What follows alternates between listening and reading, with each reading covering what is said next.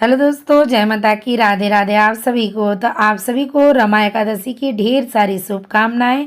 और आज की वीडियो में मैं बहुत कुछ बातें शेयर करूंगी। इसके लिए आप सबसे रिक्वेस्ट है कि वीडियो को पूरा देखें, क्योंकि दिवाली आ रहा है, धनतेरस आ रहा है, तो आप सबका क्वेश्चन का भी आंसर मैं इसमें देने वाली हूँ। तो आज रमा एकादशी था, तो मैंने सोची भगवान जी का अभिषेक कर देती हूँ दूध से। उसके बाद इनका मैं स्नान करा के रख देती हूँ। आज या कल तक मैं श्रृंगार कर दूंगी।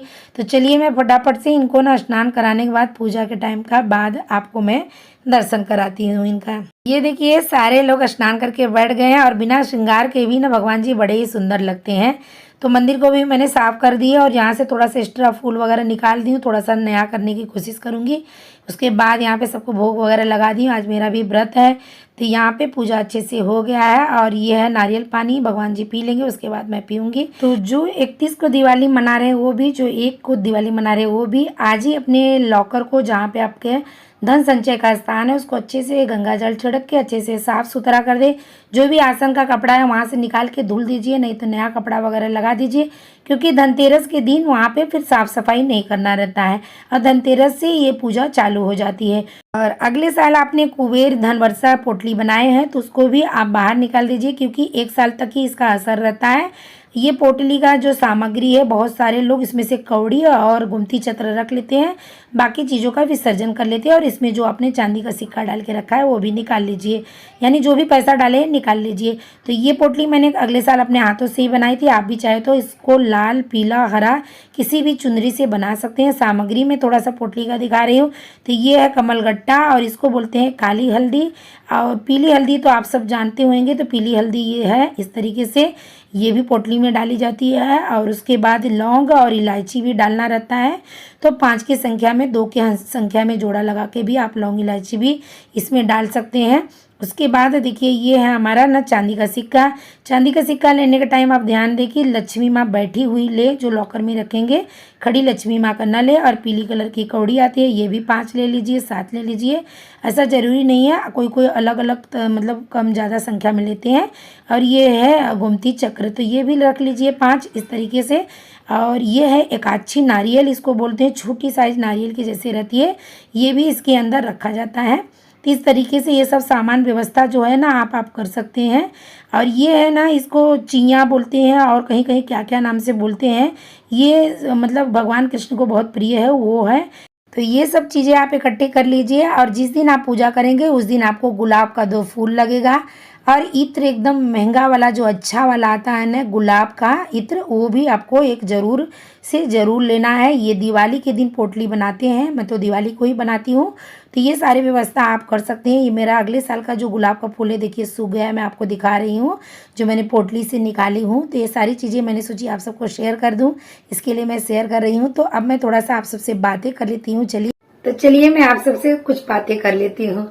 तो देखिए ये सारा व्यवस्था आप कर लेंगे। और जिस दिन लक्ष्मी पूजन करेंगे, आप 31 को करें या 1 को, उस दिन आपको 2 गुलाब का फूल लेना है, 1 इत्र की बोतल लेनी है, अच्छी वाली एकदम गुलाब का जो फ्लेवर होता है वही वाला लेना है, और एकदम महंगी वाली लेना है, क्योंकि वो ना पोटली की जो सामग्री उसमें डाला जाता है और पोटली के अंदर भी थोड़ा डाला जाता है।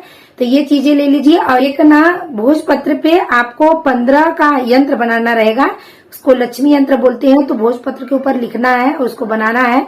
तो वो इसमें मैंने ऐड नहीं की हूँ, उसको अगर आप कमेंट करेंगे तो मैं वो कैसे बनाना है वो भी बता दूंगी, क्योंकि इसमें डालूंगी तो काफी बड़ा हो जाएगा। तो वो तरीका मैंने जो ली हूँ वो भी मैं आपको बता दूंगी।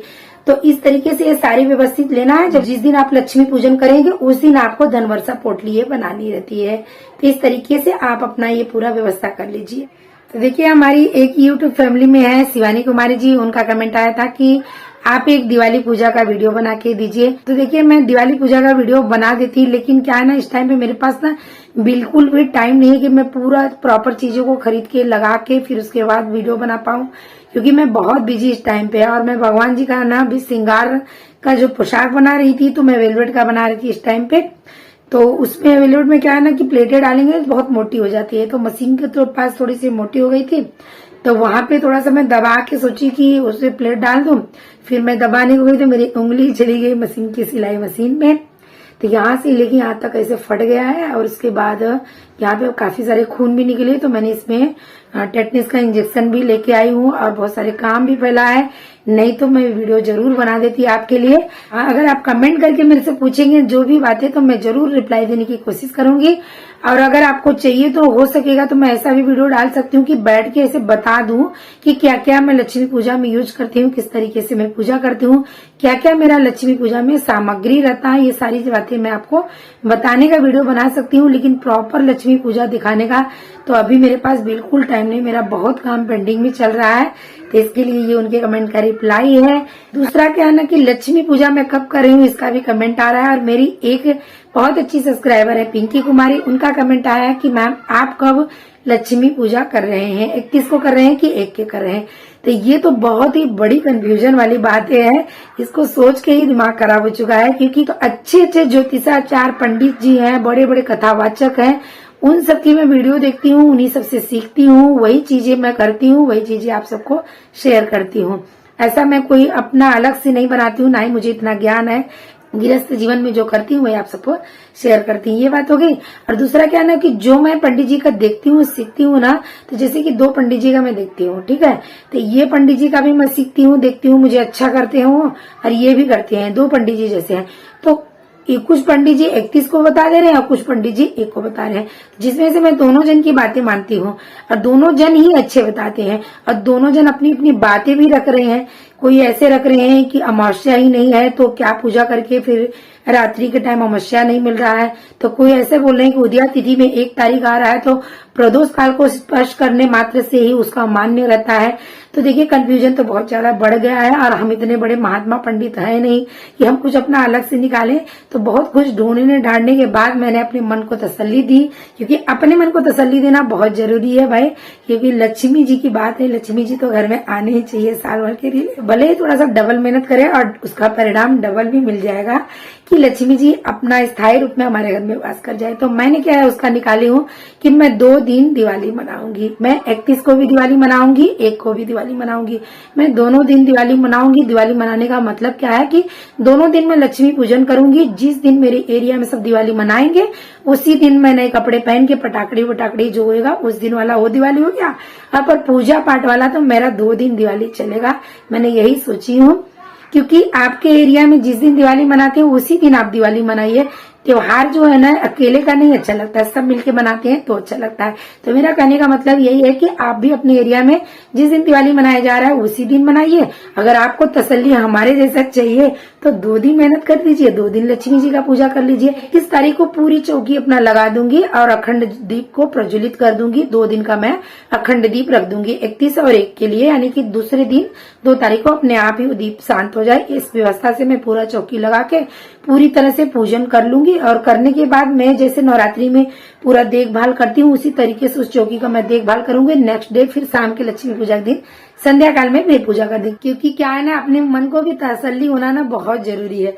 मन को तसल्ली नहीं होएगा ना तो ऐसा लगेगा कि अरे मैं तो जब पूजा की थी तो अमावस्या तो था ही नहीं, फिर मेरे को कुछ प्रॉब्लम न हो जाए, मेरे यहाँ लक्ष्मी कम न हो जाए। आज जब अगर उस दिन करेंगे तो नहीं उदया तिथि में आया उस दिन नहीं आया, तब मैंने तो बस यही सोचा है कि मैं दोनों दिन लक्ष्मी जी की पूजा करूंगी। 2 दिन लक्ष्मी जी को प्रसन्न करिए और साल भर मजे से लक्ष्मी माँ को अपने घर के लिए अस्थायी रूप से वास कर लीजिए। तो यही मेरा मानना है और यही मैं करने वाली हूँ। तो मैंने सोची जो मेरे अच्छे अच्छे यूट्यूब फैमिली है उनको भी शेयर कर देती हूँ, क्योंकि कमेंट भी आता था।